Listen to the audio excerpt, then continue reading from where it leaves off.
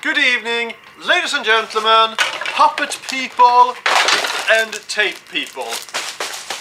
And welcome to Gustav Makes. Today, I'm going to do something that is very heavily requested. It's in two parts, because it's almost the same thing. And you can read it here. It's the super shotgun from Doom, the new Doom. All because it looks a little bit different. Anyway, it's still a shotgun. Also, this is very good to know if you want to make a double-barreled shotgun. General. And also, this is going to be the least complicated things I ever think I built, because this is going to be something that I will say convention-proof. That means that it is durable enough that it would break to bump into people if you're gonna have a costume in a convention. So let's get started! Now, usually I'm just doing this, taking my own hand, draw on it where I see, but in this case we have this thing. So it has to be bigger to fit in these hands. So you see, I'm drawing this out here. Well, you see what you see from through the screen. It will be very good. And you see, I'm also doing some mark here where it's going to be angled and stuff like that.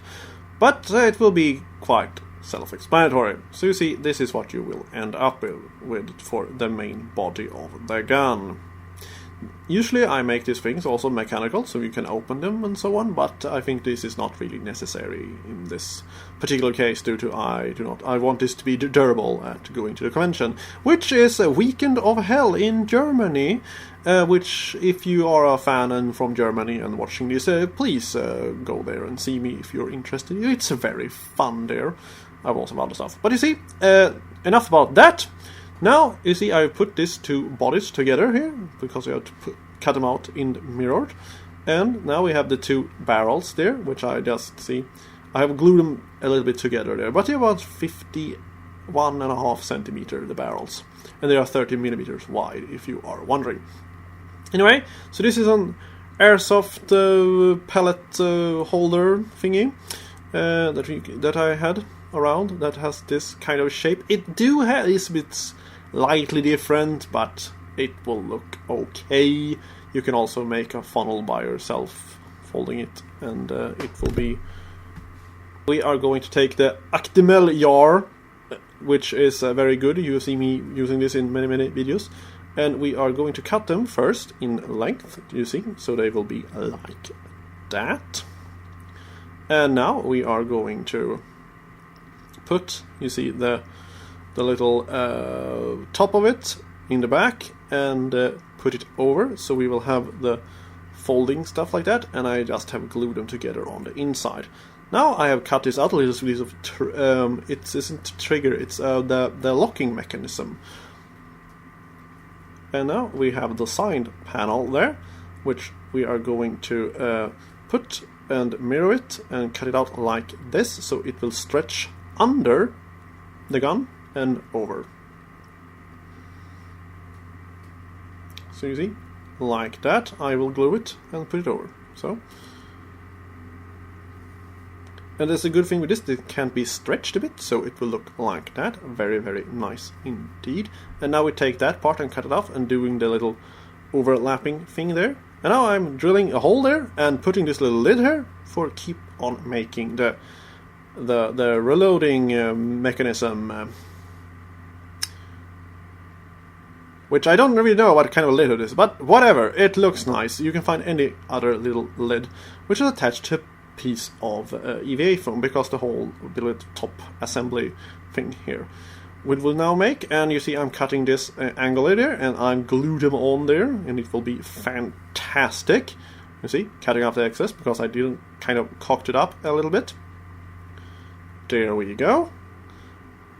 And now we are going to do the top of it, which I am taking this just to make a half-rounded reference thing.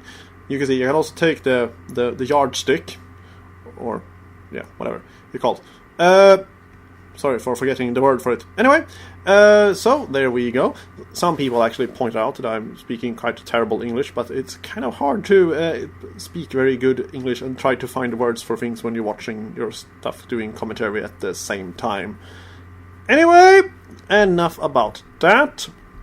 So now I'm cutting out the sides there, so I don't have to make it very uneven thing to put it on to them. You understand, you see, like that. It will just fold in and it will have a very nice straight edge there underneath it.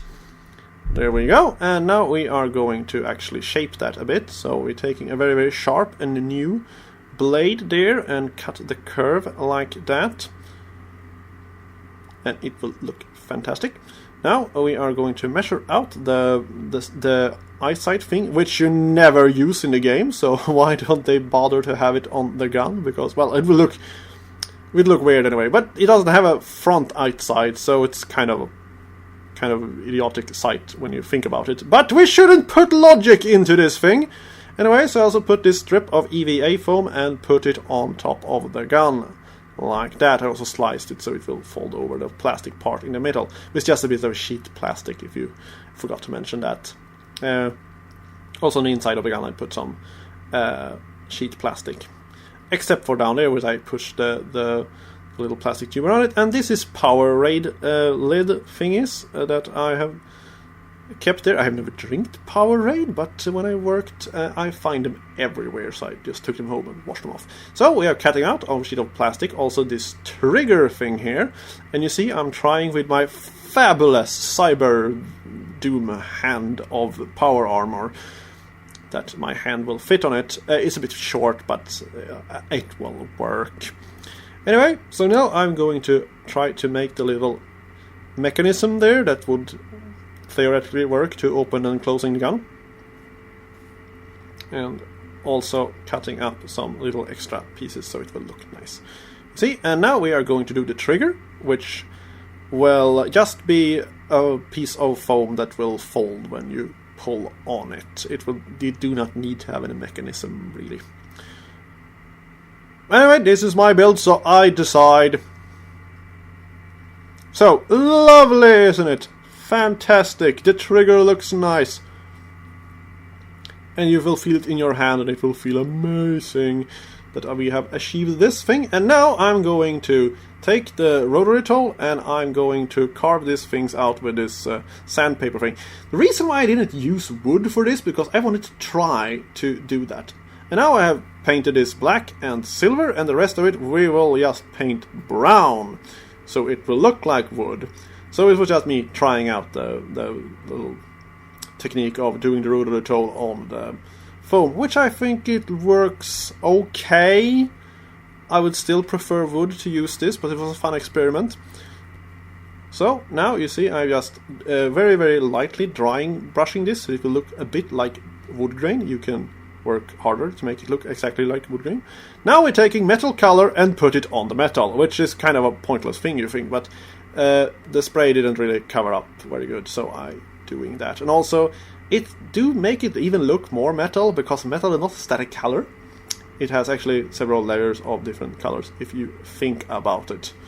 But, anyway, so you see, I'm painting everywhere. I quite missed when this thing was sprayed. And now, the most important part of it, which is Doom. A lot of blood. So, this is a very interesting fake blood I bought. It actually dries up and becomes brown, so it actually behaves quite a lot like real blood, but then you put water into it again, it will be redder and be like that again. Very nice thing. I thought it was called like splatter blood or something. I bought like 2 liters for like $20 or something. It was very kind of cheap. I have used this for years for painting and using in movie stuff and so on. So there we go. Now you see it was previously in very cool funky colors, and now it looks really fantastic. And I hope you liked this video. It was a very quick build, so thank you and goodbye.